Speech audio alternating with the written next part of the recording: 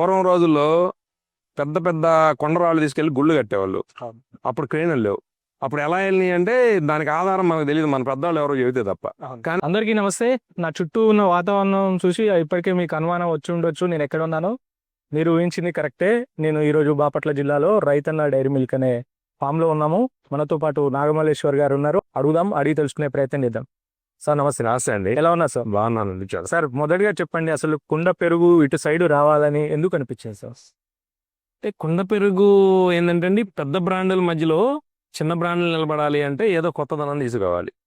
కొత్తదనం తీసుకురావాలి కాబట్టి మనకున్న దారి ఏంది అని ఎతుక్కున్నప్పుడు మేము కూడా స్టార్టింగ్లో రెగ్యులర్ వేలోనే వెళ్ళాం. వెళ్ళిన తర్వాత మార్కెట్ నుంచి పెద్ద కంపెనీల్లో చేసే విధానం తర్వాత చిన్న కంపెనీలకు వచ్చి మనం చేసే విధానంలో ఎవరు కూడా మన చిన్నగానే చూస్తారు తప్ప పెద్దగా చూడరు.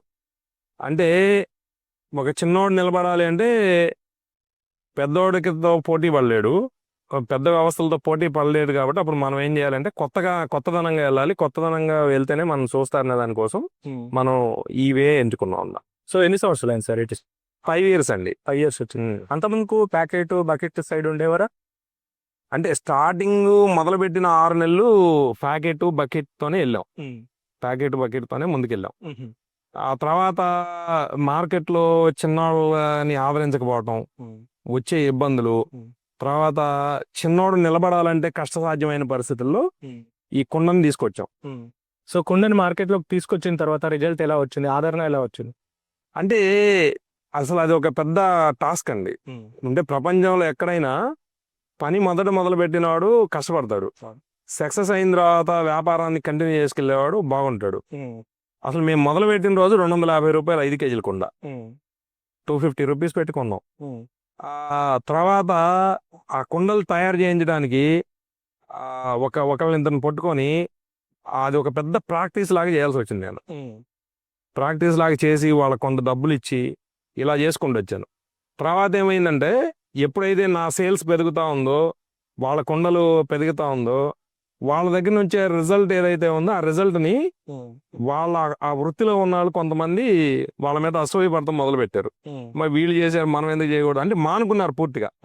ఇవాళండి ఒక 4.5 years తర్వాత ఇవాళ రిజల్ట్ ఏంటంటే ఒక 3 కుండల కంపెనీలు వచ్చినాయి. ఇవాళ హ్యాండ్ మేడ్ చేసేవాళ్ళు ఒక 110 మంది, 110 ఫ్యామిలీలు అయినాయి.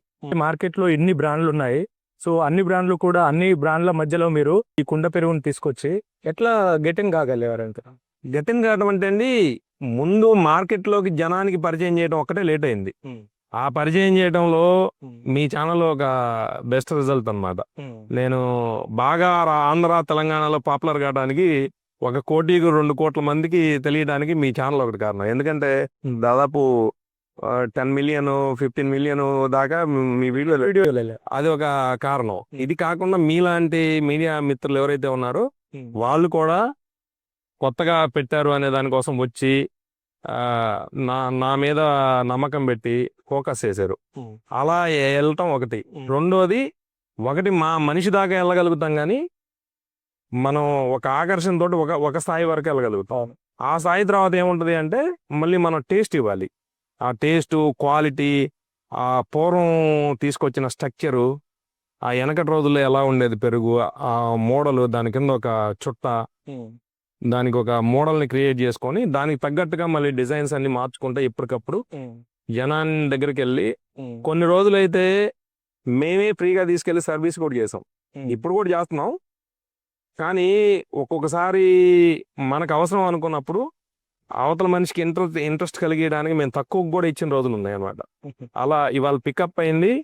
ఇవాళ మార్కెట్లో మేము కాకుండా ఇవాళ ఒక 1000 మంది కుండ పెరుగు తయారు చేసే వాళ్ళు తయారయ్యారు ఆంధ్ర తెలంగాణలో మా దగ్గర నేర్చుకోండి. అంటే ఒక బిజినెస్ సక్సెస్ కావాలంటే సో వినియోగదారులకు మనం నమ్మకాన్ని కల్పించాలా, లేదంటే బిజినెస్ లాజిక్స్ చేయాలా? నమ్మకం కలిగించాలి. నమ్మకం కలిగిస్తూ పాటు సర్వీస్ కూడా ముఖ్యమేగా. సర్వీస్ అనేది ఒక ప్రామాణికం. సర్వీస్ లేకపోతే నువ్వు నమ్మకం కలిగించలేవు. సర్వీస్ ఇచ్చిన తర్వాత క్వాలిటీ ఇవ్వాలి. ఆ క్వాలిటీ అనేది ముఖ్యం. ఇలాంటి పరిస్థితుల్లో దాన్ని అన్నిటినీ కంపేర్ చేసుకుంటా కస్టమర్ ఫీడ్బ్యాక్ తీసుకొని మాకు ఎదురయ్యే సవాళ్ళన్నిటినీ మళ్ళీ అంటే చాలా కష్టమైన విషయం అండి. అంత తేలిగ్గా అంతంత మాత్రంగా చేసేదైతే కాదు. ఒక విక్రమార్కుల్లాగా బేతాళుని ఎత్తుకొని 1000 సార్లు పరిగెత్తినట్టుగా అంత పట్టుదలగానే దీన్ని ముందుకు తీసుకెళ్ళాం. ఎలా ఉంటుంది సార్? అంటే ఎన్ని రకాలు ఉంటాయి ఈ కుండలలో? సో కేజీ 2 కేజీలు అంటే ఎంత స్టార్టింగ్ ఉంటుంది, ఎంత ఎండింగ్ ఉంటుంది అసలు? అంటే మనకు వచ్చేసరికండి ఇది 1 కేజీ అండి. ఓకే. ఇది 1 కేజీ వస్తుంది.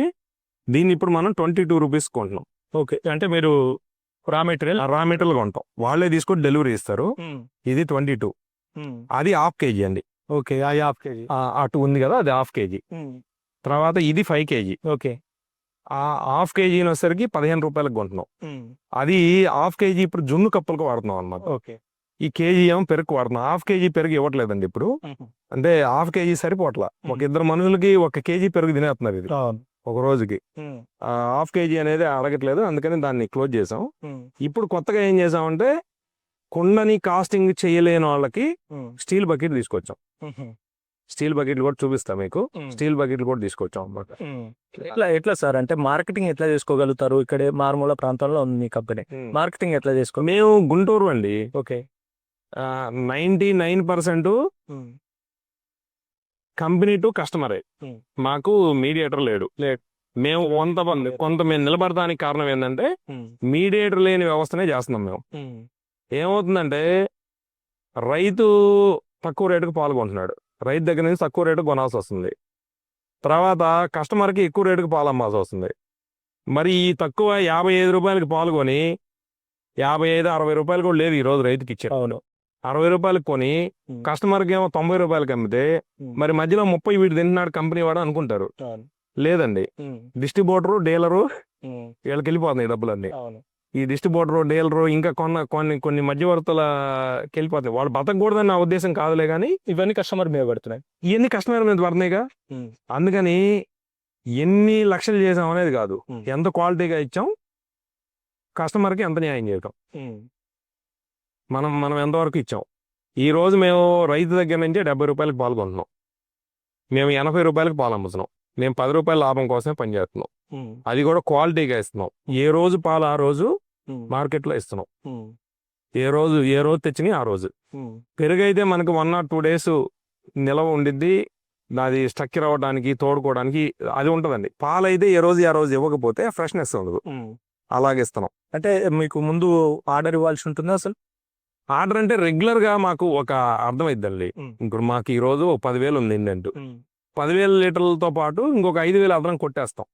ఎందుకు కొడదాం అంటే ఇప్పుడు ఈ మధ్య కాలంలో ఏమైందంటే ఈ యూట్యూబ్ లో మీ ఛానల్స్ చూసిన వాళ్ళు, ఇన్స్టాగ్రామ్ లో చూసిన వాళ్ళు సడన్ గా ఈ రోజు మా గుడి ప్రతిష్ఠ ఉంది, ఒక 500 కేజీలు కావాలి, ఇట్లా సడన్ ఆర్డర్స్ పెరుగుతున్నాయి మాకు. ఈ చుట్టుపక్కల వాళ్ళు దారిని వెళ్తా రావటం, తీసుకొని వెళ్ళటం, ఇలాంటివన్నీ జరుగుతున్నాయి. దాంతో ఏంటంటే ఒక 5,000 స్పేర్ పెట్టుకుంటాం. ఇలాగే చిన్నగానే డెవలప్ అవుతున్నాం. అంటే ఒకేసారి మార్కెటింగ్ చేస్తే ఇది 1,00,000 లీటర్లు మేము ప్యాక్ కెపాసిటీ, కానీ మేము వేస్తున్న 10,000. ఎందుకు అంటే క్వాలిటీ ఇవ్వాలి, మళ్ళీ నేను నిలబడాలి, నాకు డబ్బులు రావాలి, నా ఆర్థిక పరిస్థితులని సహకరించాలి. స్లో అండ్ స్టడీలో వెళ్తా ఉన్నాం. ట్రాన్స్పోర్ట్ ఎలా చేస్తారండి? ట్రాన్స్పోర్ట్ 4 ఏళ్ళు అయిందండి. మా దగ్గర పనిచేసే వాళ్ళందరికీ అది ప్రాక్టీస్ అయిపోయింది. అంటే కుండలే చాలా సున్నితంగా ఉంటాయి, మధ్యలో పగిలిపోయే అవకాశం కూడా ఉంటుంది. సో కస్టమర్ వారికి జాగ్రత్తగా ఎలా చేరవేస్తారు అది? అదే మనం ట్రక్స్ ఉంటాయండి, ట్రక్ లో ప్లైవుడ్ షీట్ పెడతాం. 1 by 1 ఒక 5-6 లేయర్స్ వేస్తాం అన్నమాట.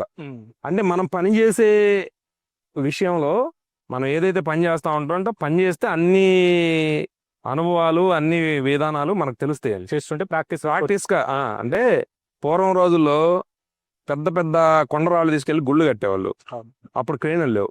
అప్పుడు ఎలా వెళ్ళినాయి అంటే దానికి ఆధారం మనకు తెలియదు, మన పెద్దవాళ్ళు ఎవరో చెబితే తప్ప. కానీ ఆ రోజు గుడి కట్టారు, ఈ రోజు క్రేన్లతో తీసుకెళ్లి కడుతున్నారు. సాధ్యమైంది అంటారు? సాధ్యమైంది, ఏదైనా సాధ్యమైంది. ఎలా ఉంటుంది ప్రాసెసింగ్? ఎలా ఉంటుంది అంటే కుండ పెరుగు తోడు వేసే పద్ధతి ఎలా ఉంటుంది? సో ఈ ప్రాసెస్ ఎలా ఉంటుంది అసలు? అంటే కుండ పెరుగు అనేది ఫస్ట్ క్లీనింగ్ సెక్షన్ అండి. ఇగో ఈ క్లీన్ చేసి పెట్టేశారు, ఈ ఆరిపోతాయి. ఆరిపోయిన తర్వాత మళ్ళీ దీని లోపలికి షిఫ్ట్ చేసేటప్పుడు 90 degrees హాట్ వాటర్ లో మళ్ళీ ముంచుతారు.